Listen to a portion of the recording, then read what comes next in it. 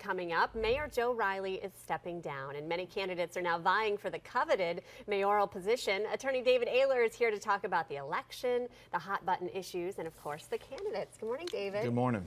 So this is, first of all, let's just start with Riley. He has been mayor since 1975, correct? So 40 years. 40 years in office, wow.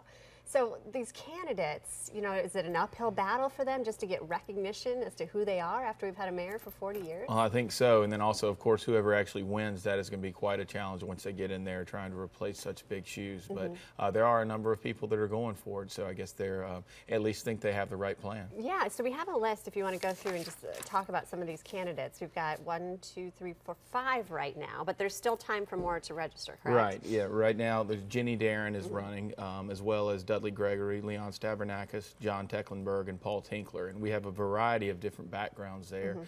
Jenny has obviously worked with Joe Riley, worked on his campaign, worked in his office.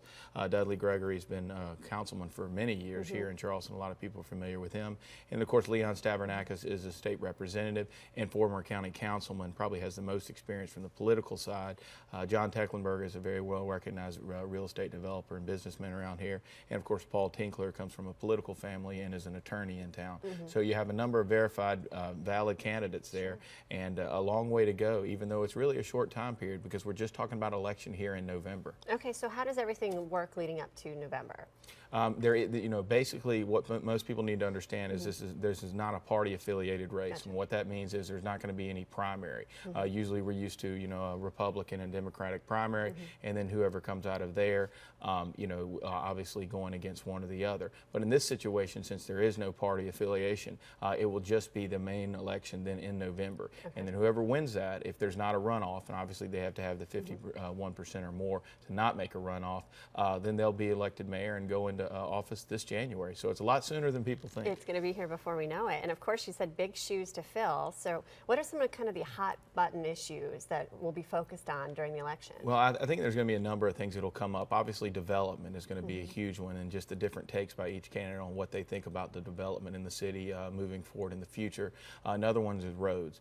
We've had a lot of issues with roads, and a lot of it has to do with funding and where that funding is going to come from, because particularly in the downtown area, as well as the development of West Ashley. A lot of people don't really think about, if you don't live in that area, being part of the city, but it absolutely is. And of course, there's parts of James Island as well. So those are probably some of the hot button issues that we see most often. You're also going to see things related sort of towards the development side, as far as the late night bar closings and things like that, whether they'll try to continue the moratorium or they'll move into something different. And I think each candidate's really going to have to define himself or herself on those issues. You know, you mentioned downtown and development. Charleston is growing so quickly, and Mayor Riley and his team have been, so good about maintaining its historic charm. Do you think the new mayor will do the same thing? Absolutely. I think any of these candidates obviously know the certain things that Mayor Riley's done that they don't need to change. In fact, they need to just stand strong and continue with. However, there's probably other things that each one of them, like a new person coming in to any type of organization, may have their own ideas that they feel like that they can either change or improve things. And that also includes, maybe removing some individuals that are currently on the different staffs, department heads, things like that. If they feel like they have a better candidate, or maybe don't agree with what one person's been doing since they've been in that office. Do you think we'll get a lot of, maybe even national attention on this? When you have a mayor that's been here for 40 years, this is a big deal. Absolutely. I think we'll get a lot of attention for Mayor Riley and him leaving, and probably a lot of people across the country and the world, for that matter, congratulating and honoring him. As far as how much content will go to the new candidates, I think you'll see a much more local approach, but it will be something that's paid attention to. Whether you live in Charleston, in the actual city, or you live outside of it, who the mayor of the city of Charleston really affects everyone within the Low Country area. All right, Trial Tuesday with Attorney David Aylor. We will have to talk about this again. We definitely, I'm sure we will. We will revisit this before the November election, and we've got much more after the break, so stay with us.